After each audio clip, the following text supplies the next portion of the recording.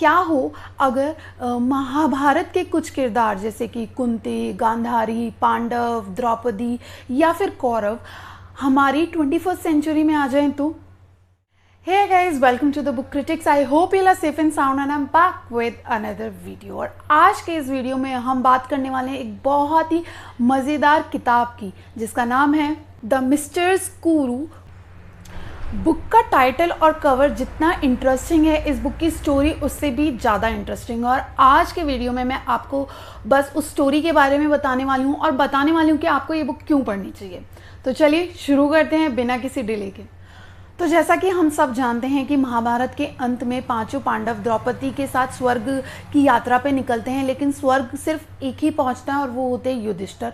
और हमारी जो किताब है द मिस्टर स्कूरू, इसकी कहानी भी शुरू होती है स्वर्ग में, जहाँ पे दिखाया जाता है कि जो पांडव होते हैं उनकी लाइफ कैसी होती है। और फिर आगे दिखाती हैं कि जो हमारे अर्जुन होते हैं वो सुभद्रा से बात करते हैं और उनसे बात करते हुए उनको पता चलता है कि उनकी जो वाइफ है द्रौपदी और उनकी जो मदर हैं कुंती, वो अम्बा के साथ, अम्बा जो जिन्होंने महाभारत में पूर्ण जन्म लिया था एज शिखंडी, वो तीनों लेडीज़ जो हैं धरती पे वापस गई हैं, अर्थ पे वापस गई हैं और वहाँ पे काफ़ी लंबे समय से रह रही हैं।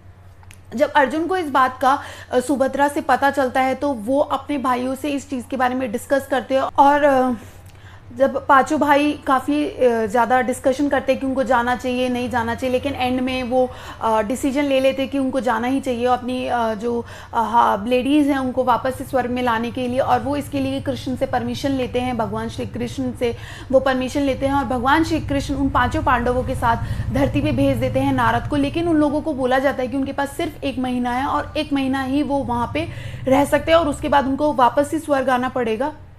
अगर वो वापस से स्वर्ग नहीं आते हैं तो उनको फिर धरती पे ही एज अ मॉर्टल रहना पड़ेगा। तो पांचों भाई अपना बोरी बिस्तर बांध के, मतलब खाली हाथ देखी जाए तो, निकल पड़ते हैं धरती की ओर और वो धरती पे पहुंचते हैं द्रौपदी और कुंती के पास।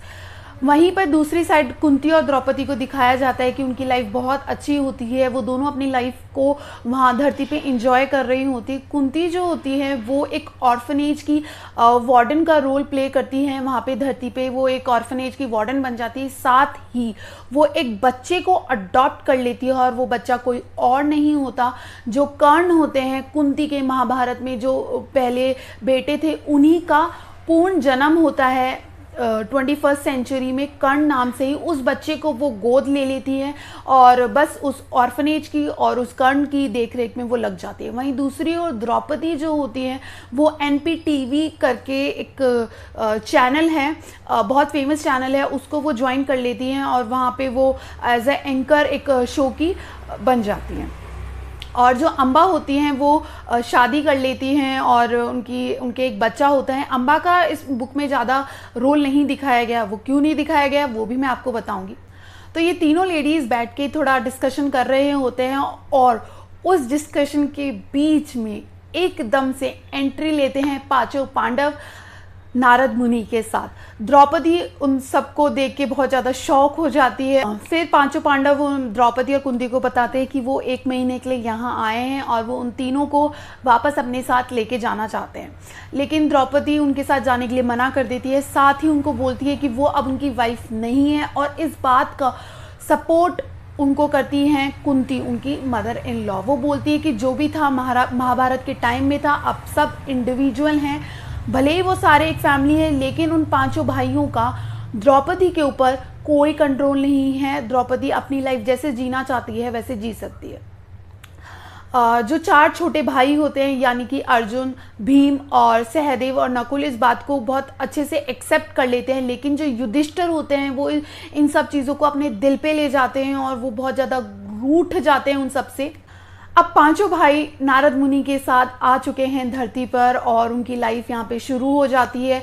वो पांचों भाई क्या करते हैं, क्या रोल प्ले करते हैं, कैसे कैसे उनकी लाइफ बदलती है, कैसे वो जो 21st सेंचुरी है, जो सिचुएशन है, जैसी सोसाइटी हो गई, उन सबको देख के क्या होता है क्या नहीं होता, वो सब आपको जानने को मिलेगा इस बुक को पढ़ने के बाद ही। लेकिन यकीन मानिए ये बुक बहुत मज़ेदार है, बहुत कुछ अच्छा इस बुक के अंदर लिखा गया है। इस बुक में किसी की सेंटिमेंट्स को हर्ट करने जैसा कुछ भी नहीं है। अगर कोई सोचे कि महाभारत का यहाँ मजाक उड़ाया गया तो ऐसा बिल्कुल भी नहीं है। जो महाभारत के कुछ पॉइंट्स है, कुछ इवेंट्स है, वो यहाँ पे डिस्कस करे गए हैं। जैसे कि द्रौपदी युधिष्ठिर से बात करती है, उनको बोलती है कि उन्होंने, युधिष्ठिर ने जो उनके साथ किया था, जो भी उनके साथ हुआ था वो सब गलत है, लेकिन फिर भी वो उनको माफ़ कर रही हैं, ऐसा सब। इवन वो अर्जुन से भी अपने जो उनके रिलेशन होते हैं महाभारत के टाइम पे, उन सब को भी काफ़ी यहाँ पे डिस्कस करती है। तो ऐसा कुछ भी नहीं है, सच में ऐसा कुछ भी नहीं है कि आपकी कोई फीलिंग्स या सेंटिमेंट्स इस बुक को पढ़ के हर्ट हो जाएंगी। अगर आप इस बुक को उसी वे में लेंगे जैसे कि ऑथर ने लिखा है, जिस सेंस में ऑथर ने लिखा है, तो आप इस बुक को श्योरली एंजॉय करेंगे। अब अम्बा को इस बुक में कम इसलिए दिखाया है क्योंकि ये सेकंड पार्ट है। इस बुक का एक और पार्ट है और वो है मिस द्रौपदी कुरू। लेकिन आपको इस बुक को पढ़ के ऐसा कहीं नहीं लगेगा कि आपको इस बुक का फर्स्ट पार्ट पढ़ना चाहिए और आपको कुछ समझ नहीं आ रहा है। और मैंने भी इस बुक का फर्स्ट पार्ट नहीं पढ़ा है। मुझे तो इनफैक्ट जब तक ये बुक मेरे पास आई नहीं थी तो मुझे पता भी नहीं था इस बुक का फर्स्ट पार्ट भी है, जो कि जनरली मतलब और बुक सीरीज़ अगर हम पढ़ते हैं तो उसमें होता है कि अगर आपने फर्स्ट पार्ट नहीं पढ़ा तो आपको सेकेंड पार्ट समझने में थोड़ी डिफ़िकल्टी होती है। लेकिन इसमें ऐसा कुछ भी नहीं है, आपको सब चीज़ें अच्छे से समझ जाएंगी। और इसी वजह से अम्बा को इस पार्ट में कम दिखाया है क्योंकि उनका पार्ट 1 में अच्छा रोल है। वहाँ पे सिर्फ तीनों लेडीज़ के बारे में बात करी गई है कि द्रौपदी, कुंती और अम्बा की लाइफ कैसी होती है अर्थ पे। तो बस यही है इस बुक के बारे में मेरे व्यूज़। आप लोग जाएं, इस बुक को पढ़ें, मज़े आएंगे आपको, आप हंस हंस के लोटपोट हो जाएंगे जैसे कि मैं हुई। Now it's time to rate this book and I give this book a 4.5 star. So don't miss this chance. Go and grab your copy, read it, enjoy it, and don't forget to share your opinion with me on Instagram or in the comment section here.